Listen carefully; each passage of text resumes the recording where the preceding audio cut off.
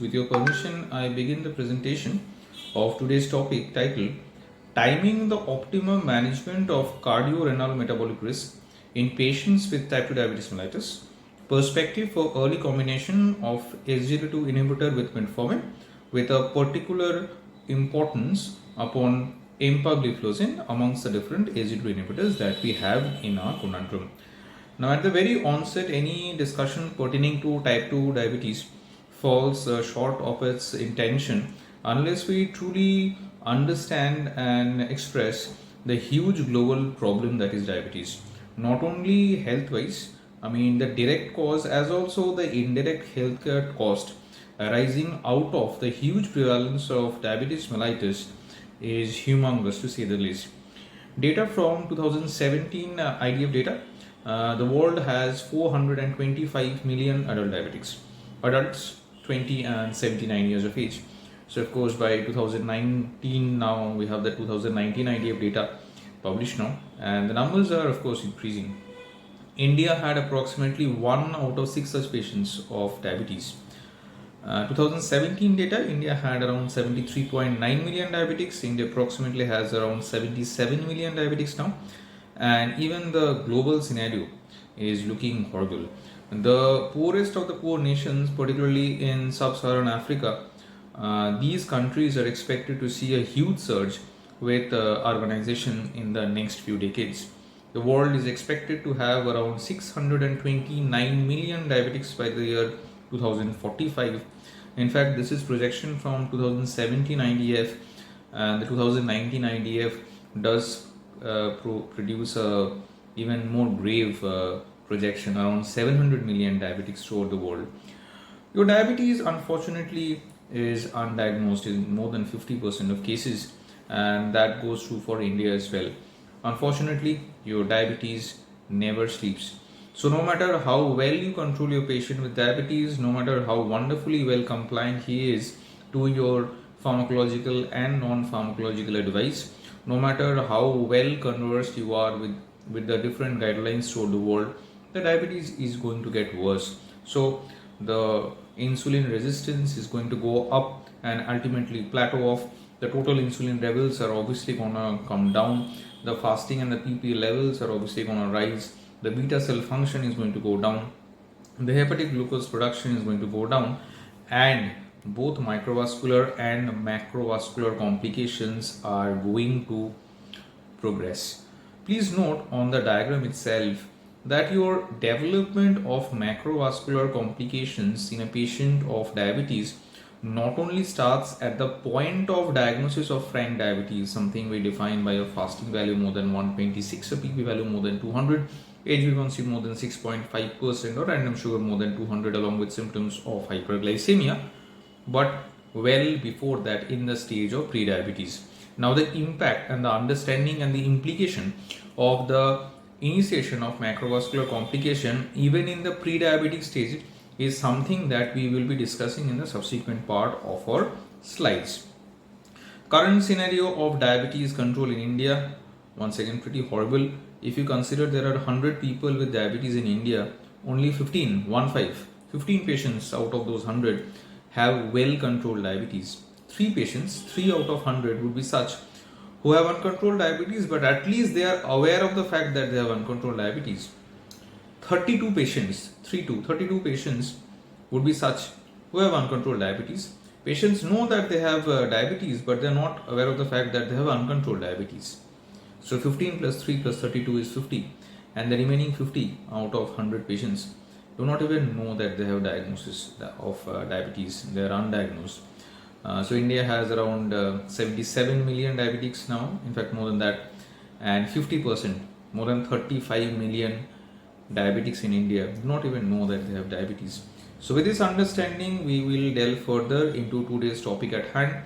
So obviously the comparison of patients with diabetes, how that compares, how that stacks up Indian patients against their Caucasian counterparts. When we say, for example, when we compare patients from India and UK. Now Indian patients are diagnosed at a young age, have less generalized obesity. Be very clear about the fact that the total obesity or the generalized obesity is lesser, but Indians tend to have, especially the Indian diabetics tend to have or the Indian obese population tend to have thinner limbs but higher adiposity, and that adiposity is a higher central adiposity. More insulin resistance as well, measured by the HOMA-IR. But one thing to comment regarding the HOMA-IR, please note that the HOMA-IR is a research tool. Sometimes we do find our colleagues practicing diabetes and diabetology to be advising HOMA-IR. Please note that it's a research tool. It is not something to be used in clinical practice, especially in the management of diabetes mellitus. So advising insulin levels just for the sake of assessing HOMA-IR makes no clinical sense. Yes, the newly diagnosed type 2 diabetes, India versus the UK, and the age at diagnosis. In the Indian cohort, diabetes is being diagnosed at almost a decade earlier. They tend to be slightly leaner. Say for example, even when we are considering the risk factors, particularly even BMI, the Indian cutoff or the Southeast Asian cutoff would be 23 rather than 25 for diagnosis of overweight. In fact, the different subsets of diabetes, say for example gestational diabetes, and when we are assessing the risk of gestational diabetes, even then the patients or the overweight patients whom we consider to be at a higher risk of gestational diabetes, the cutoff is 23 rather than 25. And yes, we can see that the waist hip ratio is higher in the Indian subpopulation as well. So the cardiometabolic risk factor control during times of crisis, and by crisis obviously we also include the terrible crisis that we are currently in, the COVID-19 pandemic. We are presently in the second wave as Indians, hopefully towards the fag end of the second wave, but we are gearing up for the possibly another horrible third wave. Unfortunately, we have lost many of our colleagues and many of our countrymen, and there seems to be no end to it, and we are now gearing up for the third wave. But yes, we are talking about such crisis situations and understanding what happens to the cardiometabolic risk factor in certain conditions. So the lifestyle control, financial constraints, particularly medical management as well, investigation as well, travel challenges, circadian disruptions, decreased visits to clinics and laboratories, and access to medicines, all of them contribute to the higher cardiometabolic risk in diabetic patients, and for that matter cardiodiabetic patients, cardiometabolic patients in such scenario. And yes, the clock for the coronary heart disease starts ticking before the onset of clinical diabetes. This is something that we have just said, that the macrovascular complications not only begin at the time of diagnosis, it has already started in the pre-diabetes stage. So look at the left hand part of your slide. Non-diabetic throughout the study, if the odds ratio for that is 1, or for that matter the relative risk for that is 1, prior to the diagnosis of diabetes already it is 2.82. So it is already 180% higher after diagnosis of diabetes. So at the diagnosis of diabetes, where already macrovascular complications have already started for years now, look at the relative risk. It is 3.71. If the diabetes was already present at baseline, relative risk is 5.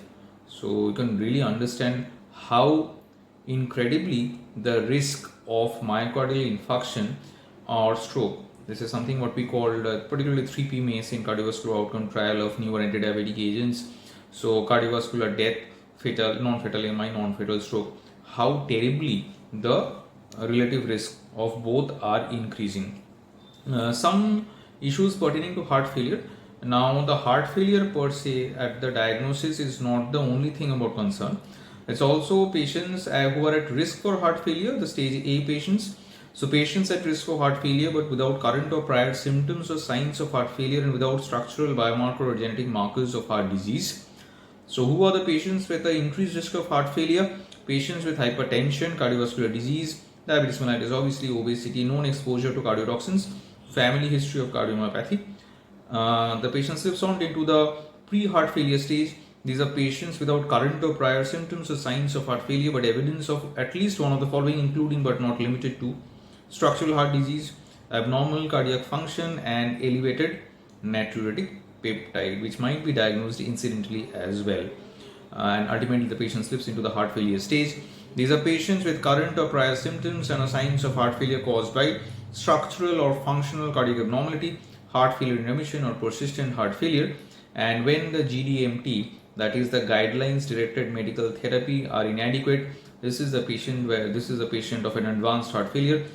Serious symptoms or signs of heart failure at rest, something that we call the NYHA stage 4, New York Heart Association stage 4 symptoms are present at rest as well, and such patients would be requiring advanced therapies such as consideration for transplant, mechanical circulatory support, or palliative care.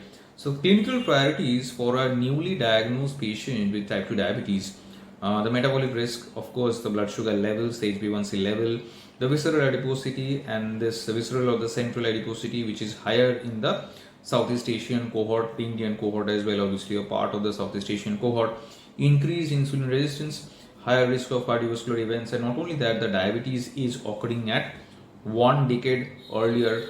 Premature death is a significant concern with cardiovascular disease as well.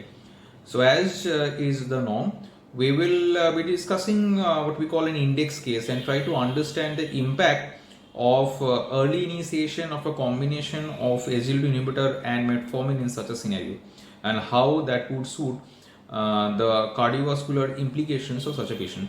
So this is Mr. Praveen, a prototype newly diagnosed patient with type 2 diabetes. He's 52 years old, he's a non-smoker, but he has hypertension. So essentially the patient is already having some cardiovascular risk. Patient has a risk factor for heart failure. On probing, he has polyuria since 3 months. Look at the weight, it's 76, the BMI is 28. Of course, he's overweight, and considering the Indians that is Indian, so obviously he is overweight. Look at the waist circumference, it is more than 102. Blood pressure, patient is hypertensive. You can call it a pretty well controlled hypertension. He's on telmisartan and amlodipine combination. Look at the HbA1c, it's 8.6, so definitely way beyond control.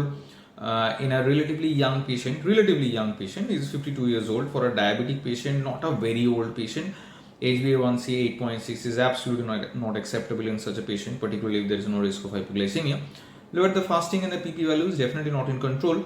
And TIR. So TIR is a concept that we have discussed previously in different seminars. I have discussed previously in BI seminars as well. But we'll try to understand what this TIR is, although it is not a very important part of today's discussion. But considering the fact that we have moved on from the concept of diabetic triad of fasting, PP, and HbA1c, we have moved on into the what we call the diabetic hexad or the diabetic sixer, as we call it. So that would include the FPS, the PPBS, the HbA1c, and the markers of glycemic variability, how variable the blood sugar levels are. And the excellent marker for that would be the 24-hour continuous glucose monitoring, which gives you the TIR, that is the time in range. And the target TIR is at least 70%. So at least 70% of the time the patient's blood sugar level should be within control, more the merrier. And of course the other two components of the diabetic hexad would be the risk of hypoglycemia, that is overall hypoglycemia and the nocturnal hypoglycemia. These are the 6 factors contributing to form the diabetic hexad. It's a very important concept. Not only talks about the efficacy of diabetes treatment, also talks about the adverse effect profile of the anti-diabetic treatment. We're looking at our patient as well, and yes, look at the treadmill test. So this is suggestive of myocardial ischemia, something that we call the provocable ischemia. So he has provocable ischemia. He's definitely a patient at ASCVD risk. The beneficial metabolic effects of empagliflozin in patients with type 2 diabetes: decrease in visceral adiposity, decrease in insulin resistance, decrease in chronic inflammation, increase in the beta cell responsiveness, decrease in the hepatic fat, inflammation, fibrosis. All these factors we have discussed in the previous seminars. I mean, in this very platform with BI on BY Engage, we have discussed this. I have discussed this. Not really our target topic today, because this is an entirely holistic outcome of the metabolic effects of empagliflozin. But we will be highlighting the cardiac risk and the CKD risk with empagliflozin in our subsequent slides. The effects of oral glucose lowering therapies. This is something that we all know, I believe, everyone tuning into this. Just a short synopsis of the impact of the different common anti-diabetic medications that we use routinely. Empagliflozin, metformin as an initial combination therapy, and this is today's topic of discussion. Clearly, we will try to understand from a baseline, and look at the baseline. Look at the baseline. Baseline is on the higher side, 8.6, 8.69, 8.65. What are we treating? One arm, received treatment, published in Diabetes Care in 2016.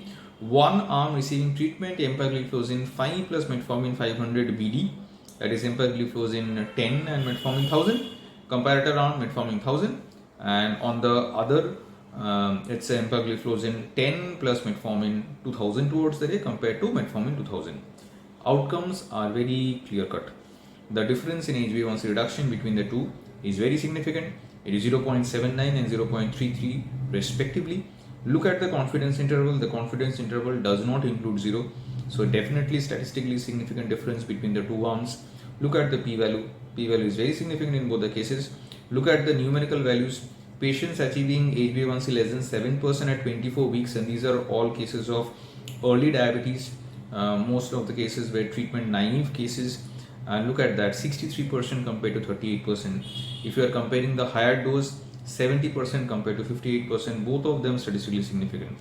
So this is what our patient was, Mr. Naveen, and yes, he seems to be a very good candidate for starting therapy with combination therapy. At progressive baseline HbA1c level, SGLT2 inhibition demonstrates a steeper decline in HbA1c compared to DPP4 inhibition. Baseline HbA1c from 8%, and obviously what we see is baseline 8%. The reduction in HbA1c is more when the baseline is higher. With the baseline HbA1c 9, the reduction is much higher. With the baseline HbA1c of 10, the reduction in HbA1c is much higher. But that is not our topic of discussion. Our topic of discussion is the last line. And it shows that for every 1% increase in baseline HbA1c, the corresponding HbA1c reduction at 24 weeks. For EMPA25, it is 0.49% with sitagliptin. It's a highly efficacious DPP4 inhibitor, and the first one to undergo cardiovascular outcome trial. And look at the very significant difference between the two. So significantly higher efficacy with empagliflozin compared to sitagliptin. There is a classic head-to-head trial, and this is the finding, where empagliflozin definitely scores over sitagliptin. It's a clear-cut head-to-head trial. Better patient-reported glycemic outcomes with empagliflozin versus glimepiride.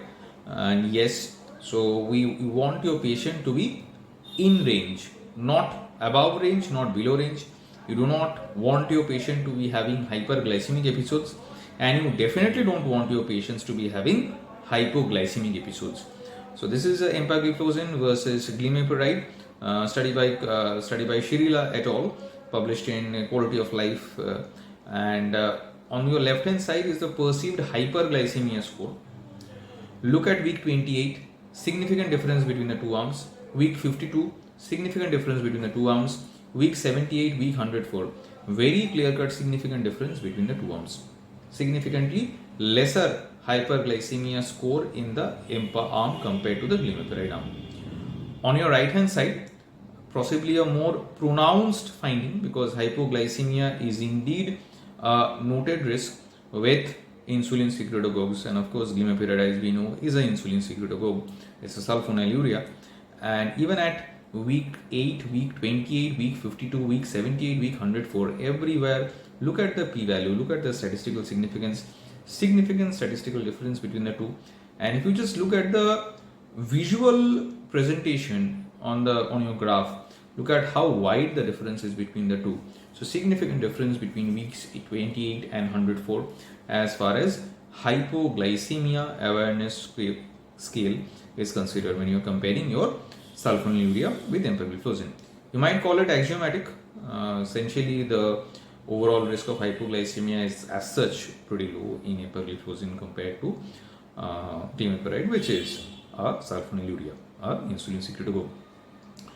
Visceral obesity, waist circumference regarded as the fifth vital sign, and what is the finding from EMPA-REG study? EMPA-REG study, as we know, was a dedicated cardiovascular outcome trial for empagliflozin. And look at the waist circumference over 164 weeks in the versus the add-on placebo. In the EMPA arm, reduction by 1.5 centimeter when you are adding 25 or using 25 milligram empagliflozin. The reduction compared to add-on placebo is 1.6 centimeters. Our patient, as we remember, Mr. Naveen, had a waist circumference of 103. So he is once again a very good candidate for reduction of the central obesity in such patient. Empagliflozin reduced 24-hour blood pressure in patients with type 2 diabetes and nocturnal uncontrolled hypertension. This is the SACRA study. Now, one thing to note, yes, of course, as we see, clear-cut depiction of reduction in systolic blood pressure, diastolic blood pressure, nighttime BP, daytime BP, 24-hour BP, significant reduction in the EMPA arm compared to the placebo arm. But please note that if your patient with diabetes also has hypertension, so of course the patient, apart from the anti-diabetic drug, should be getting the recommended anti-hypertensive drug as well. It's not that your empagliflozin, it's an anti-hypertensive agent. No, it does reduce the BP. As you can see, the daytime BP on the systolic BP reduction is in 2 digits, but double-digit BP reduction. But please note, it's not an anti-hypertensive agent. So if there is a recommendation as a first-line therapy being an ACE inhibitor or ARB, that is the treatment. The second-line add-on therapy would be calcium channel blocker. Third line would be thiazide-like diuretic. The fourth line would be determined by the level of potassium. If it's more than 4.5, of course, alpha blocker or even beta blocker can serve as an option. If the potassium is less than 4.5, then spironolactone becomes an attractive choice. But yes, significant BP reduction. The systolic blood pressure goal achievement in patients with resistant hypertension, type 2 diabetes and cardiovascular disease, empagliflozin used for 12 weeks improved odds of achieving the goal systolic blood pressure by 69%. Yes, the odds ratio is 1.69. Look at the confidence interval, it is 1.33 to 2.15. So it does not include one very significant reduction. Even the visual impression, 37.7% in the EMPA arm compared to the placebo, 26.4. P-value is very significant as well. So significant BP reduction in the EMPA-REG outcome. So moving on from the effect of hypertension, we are moving on to progression of albuminuria. On your left hand side, look at the hazard ratio, it's 1.43. So this is the new onset normoalbuminuria in patients with prior microalbuminuria. So we are talking about patients with microalbuminuria who became normoalbuminuria. So UACR less than 30 would be considered normoalbuminuria, between 30 and 300 would be considered microalbuminuria, and more than 300 to 1 gram would be considered macroalbuminuria. So what we are trying to find out is from how many in the segment 30 to 300 went to less than 30. That hazard ratio is 1.43. So 43% higher likelihood of patients on empagliflozin to shift or improve from microalbuminuria state to normoalbuminuria state. On your right hand side, new onset normo or microalbuminuria in patients with prior macroalbuminuria. So who had an UACR more than 300, how many of them improved to the segment between 30 and 300 or even less than 30? Look at the hazard ratio. Hazard ratio is 1.82. 82% higher likelihood in the EMPA arm compared to the placebo arm. In patients with type 2 diabetes and atherosclerotic cardiovascular disease, this is the EMPA-REG outcome study, and I mean we have gone on this multiple times. So once again, the hazard ratio is 0.62 when we are considering patients with events of 3 PMIS, that is cardiovascular death, non-fatal MI, non-fatal stroke. So hazard ratio is 0.62, 38% relative risk reduction. When we are looking in the Asian patient subgroup, the improvement is even more marked. Here the hazard ratio is 0.44. So 56% is the relative risk reduction when we are considering primary outcome, that is 3 PMIS, that is cardiovascular death, non-fatal MI and non-fatal stroke. When we are looking at patients without heart failure burden, even here look at the hazard ratio is 0.63. So the relative risk reduction is 37%. We are talking about cardiovascular death in patients without heart failure. In patients with heart failure, the hazard ratio is 0.67. So 33% relative risk reduction in the empagliflozin arm as far as cardiovascular death in heart failure patients is concerned. The major adverse events, yes, the relative risk is 0.78. So 22% relative risk reduction.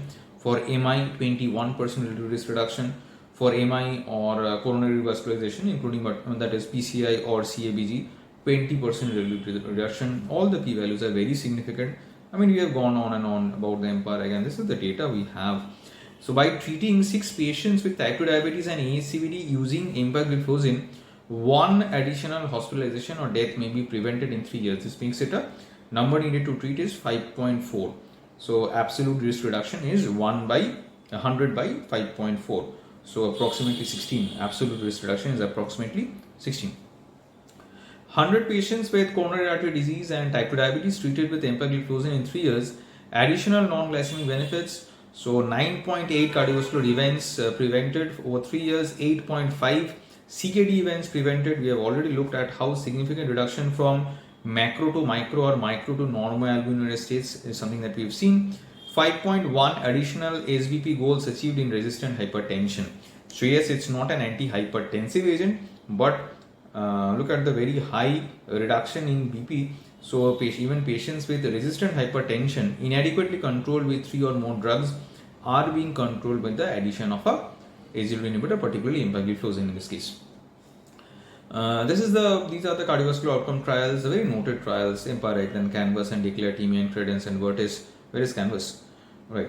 And what we find is that if you look at the hazard ratio, only in EMPA-REG, now I am not talking in favor of empagliflozin, not talking against the other ACE2 inhibitor, but there is data for you from the trials in patients with ASCVD, and I hope you know that both EMPA-REG and VERTIS-CV is with artugliflozin, and these are the only two trials where all the patients had ASCVD. Now in EMPA-REG, the hazard ratio is 0.62, that is overall reduction in CV death is 38%. And look at the confidence interval. But if you look at CANVAS, that is with canagliflozin, or DECLARE TIMI, that is with dapagliflozin, or CREDENCE, that is with canagliflozin, in all that cases, the confidence interval includes 1. So statistically, the reduction in relative risk is not significant.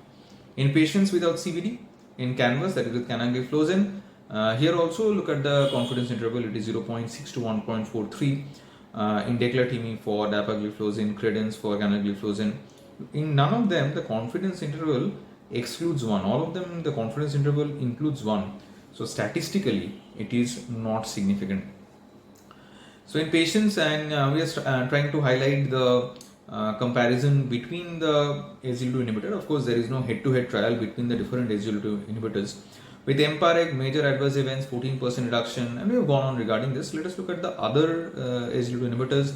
In CANVAS, CANVAS is for canagliflozin, as we know. Major adverse events reduction, major adverse events 18% reduction, whereas in cardiovascular death, all-cause mortality, we have just seen that the confidence interval includes 1, so it is not significant. Whereas all the components of EMPA-REG showed significant relative risk reduction with empagliflozin, but that is not the case with either of canagliflozin or dapagliflozin or artugliflozin. So EMRISE, also study with empagliflozin, suggests benefits for hospitalization for heart failure and death with empagliflozin versus DPP-4 inhibitor in real world. Even hospitalization to heart failure, the broad category, look at that, 41% relative risk reduction compared to DPP-4 inhibitor. So not only compared to placebo, but even compared to DPP-4 inhibitor. That is exactly why, if you look at guidelines in patients with established ASCVD, ACE2 inhibitor are the noted agents. Particularly if you consider oral therapy, these are the evidence 1A level drugs, only oral drugs. Of course, the other injectable agents are the GLP-1 agonist. We are not talking about GLP-1 receptor agonist now, but among the oral agent, ACE2 inhibitors are the agents to use, first line agents with ASCVD risk or CKD. In older patients, more than 65 years of age with type 2 diabetes, EMRISE study suggests decreased risk of death or heart failure with real world use of empagliflozin versus DPP-4 inhibitor. All cause mortality, look at that, 48% reduction in all cause mortality in empagliflozin arm. Look at the hazard ratio. We are looking at the Scandinavian real world evidence. The blue line are the DPP-4 inhibitors, the dotted orange line are the ACE2 inhibitor. The hazard ratio is 0.42. So 58% lower risk of serious kidney events. 58. That is why even a CKD patient, the oral agents of choice are ACE2 inhibitors and not DPP-4 inhibitors. So prescription of glucose lowering therapies and risk of COVID-19 mortality in people with type 2 diabetes, a nationwide observational study in England. Now what we see that yes, we have certain difference of opinions, we might say, because obviously, although the highest level of evidence would be a meta-analysis or followed by a randomized controlled trial, in COVID times, it's realistically not possible to undergo extensive clinical trials pertaining to oral antidiabetic agents in such patients. What we have would be retrospective studies or database studies or even anecdotal evidence or expert opinions. And what we see, if you look at the confidence interval, look at this. Not very significant difference, is it? With the SGLT2 inhibitor, yes, the adjusted hazard ratio is 0.82. In fact, the confidence interval is significant as well. But sick day rule must be followed, and metformin or sulfonylurea or GLP-1 receptor agonist or SGLT2 inhibitor, ACE inhibitor, ARB, diuretic NSAID should be discontinued during the sick days.